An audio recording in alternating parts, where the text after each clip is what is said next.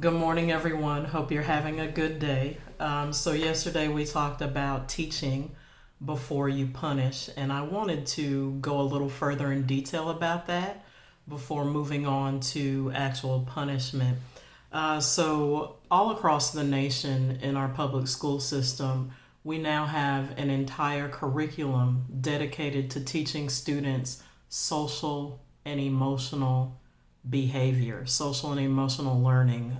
Different districts may call it different things, but because our society seems to be going more mainstream, um, rude, taking your frustrations out on others, ineffective communication. Um, there seems to be a breakdown in relationships across the gamut, whether that be personal relationships, how we interact with other people. So, what I'm trying to say is when you're teaching your children, they are learning from everything that they see you do, whether or not you are aware of that. So, you are constantly modeling your behavior when you're at a grocery store, when you're at a restaurant, how you interact with other people. And hopefully, they are seeing pleasantries. Hopefully, they are seeing respect for persons because, we are all going through something. We're all fighting some type of battle. So, with the SEL, we're teaching, and that's social emotional learning. We're teaching how to communicate appropriately with adults and peers. We're teaching how to channel your emotions, how to respond to adults. That's where we are in the public school system. So, if we could be more aware of that in the home and respond accordingly, then that would go a long way to help our society get to a more healthy level of communication. All right, so punishment, when you're punishing your child. Most of us have been in the public school system, so let's go ahead and parallel school punishments to home punishments, right? In the school system, when you're in your classroom, you might get a warning. You might get your name on the board. Maybe you remember having to move your clip from green to yellow or to red or something like that. There are steps, is what I'm trying to say. So we don't just start out by sending students to the principal's office or expelling them or giving them some type of, um, what's the word I'm thinking of? Suspension, right? There are steps before we get to that suspension or that expulsion. It should be the same way at home. So when you're punishing your child, uh, and I know this is going to be a little controversial for a lot of people. When you're punishing your child, your first school of thought should not be to, reach and hit them, right? I know a lot of people believe in spanking their children, and then there's the opposite. A lot of people don't. But at home, just like at school, there should be some type of pyramid when it comes to discipline. So remember, parenting is the hardest job in the world. We have a lot of people in our ear giving us information, and you can say I'm one of those people. But we need to hone in on who we are raising and what their needs are. So it should be geared towards your individual children, and in some cases, it should depend on which child the hierarchy follows. So instead of, having little Johnny go stand in the corner or not getting dessert, think about what would most affect or influence positive behavior in your children. If your child likes Fortnite, if they enjoy video games, if they love to talk with their friends on Snapchat, or if they're really into TikTok, those need to be some of the methods of correction Remember, we're focused on teaching and not punishing, because if you look at it realistically, if you are teaching, then when they have that test, and by test I'm saying they have the choice of which behavior they're going to choose. If it's a stable, healthy environment, most children are going to choose the correct behavior. Now, listen, I have worked with some kids that, need extra everything, need extra discipline, need extra support. There are always going to be those outliers. But I am talking about typical children. So you can get on Google, you can search for behavior contracts, you can make up one of your own. You can get your kids to buy into it. You can sit down with each individual child for about 20 minutes, take one night for each child, and come up with a discipline plan. If they're old enough to involve them in it, and when I mean old enough, a child 6, I'm gonna say 6 or older, can sit down. And if you'll notice, children, or we in general, tend to be harder on ourselves than other people would. So if you say, hey, Johnny, if I have to tell you to do something more than once, what do you think your punishment should be? Little Johnny might say, oh, I should lose my phone.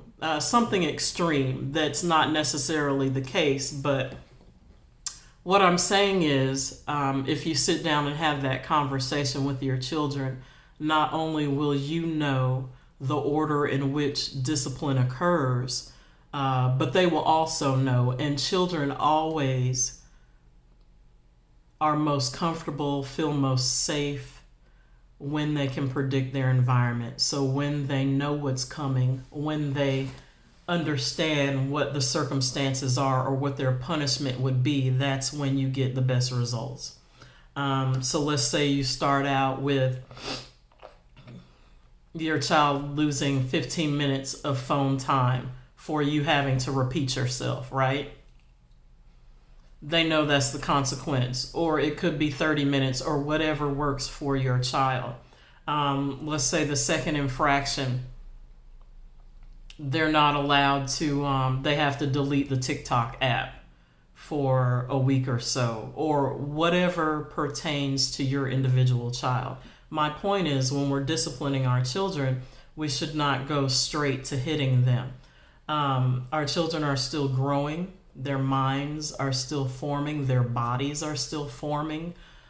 We do not want to get in the practice of just hitting them for everything they do. If you go straight to hitting, where do you go from there? What is the premise of that? Is that what they deserved, or is that your frustration that you're taking out on them? We have to be very mindful that our children are not our punching bags or our garbage cans for everything that we have experienced, not only in life, but in that particular day, right? So their punishment should not be based on how we're feeling at the moment. A lot of times our children will put us in frustrating positions, but if our reaction, and when you hit a child immediately after they've done something, that is a reaction. We can't really call that a punishment, because that's us taking our feelings, our emotion out on our children. Have you spoken with them? Is this a repeating infraction? What are other ways that you can deal with it other than going straight to hitting them? Now, listen, when I was younger, I wholeheartedly believed in the belt, wholeheartedly believed in, spankings, not beatings, spankings. But we really need to look at the root of why we're okay with that, those practices that have been handed down for generations. Where it started, what the effects are on our children, what the effects are on us. Because, if we're spanking our children until we're exhausted physically, right? Was that their punishment or was that our release? There needs to be a difference. So I really want you all to think about this thing when you're disciplining your children. Maybe you all come up with a behavior contract. You write down, what your child does. You write down what they mostly do. You all come up with the punishments for that. If you don't trust what they're saying, or you think that the punishments are not feasible to what their behavior was, even if you're listening to them, it goes a long way. You are opening the channels of communication. You're creating a bond with your child. You are creating trust. So involve them in that process. It's going to be beneficial to you and your child. You can even have them sign it when you come up with your behavior contract, if that's what your child needs. Put it in a frame. Go to Walmart, get a frame, put it on their wall. Put it on your wall. It will remind both of you, hey, we both agreed to this and this is what we're going to stick to. So in that way, if you do spank your child, it needs to be a last resort, because hitting your child is going to cause physical pain. It's going to cause emotional pain. It's going to have lasting effects. They don't necessarily, jump back at you when you're punishing them physically. So they tend to internalize that. Or they might talk to their friends or, write in their diary. There are extreme cases where children start hurting themselves when they don't feel safe. Hopefully that's not your issue to deal with, but just really think about what physical discipline does to a growing child. We want our children to feel as safe as possible, and let's relate it to your life, right? Most of us have jobs or careers, and a lot of us do not work for ourselves. So if we are at work, if we get there late, if we don't necessarily meet a deadline, there is a hierarchy, there's a pyramid of what happens to us. We don't go straight to getting money taken from our pay or getting fired, right? So there are discipline infractions as the behaviors get worse, the discipline gets worse. So if it's that way on your job, then hopefully you can relate that to how it should be with your child in the home. So I appreciate you listening to this message. Sit down and really think about what you want your child to gain from the discipline. It should be a lesson that they've learned. It should be something that causes them not to keep repeating the same negative or harmful behaviors. If they are repeating the same behaviors, then that means that the punishment is not working. So then it needs to be revamped. It's time to do something different. So really think about that. Sit down, have a conversation with your family. It can be a family meeting. Speak with your significant other, your spouse, before you talk with your children, but definitely get buy-in from all sides.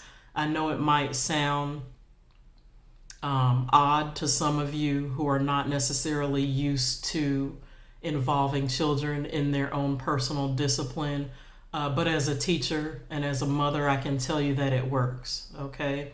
Maria, for instance, she loves going out and shopping. She loves buying new clothes. She loves eating ice cream, right? So if she's not doing what she's supposed to do, then one of those things goes away. And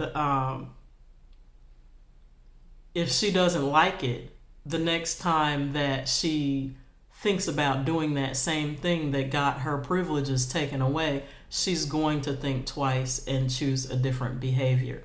So we definitely want to teach our children, because we want them to have different avenues. We want them to have choices. so that they don't just go to frustration mode and just completely act out. If your child is acting out a lot, that is a huge cry for help. Children respond to their environments, most children.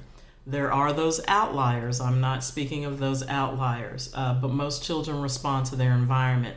So if they feel emotionally safe, if they feel physically safe, if they know what to expect at home from you, if they have a schedule, if they can predict what is to come, they are going to be more healthy. They'll be more adjusted. They will be able to stay in line, so to speak, as far as what you're expecting from them, because again, you have communicated that clearly. So I appreciate you listening to this message.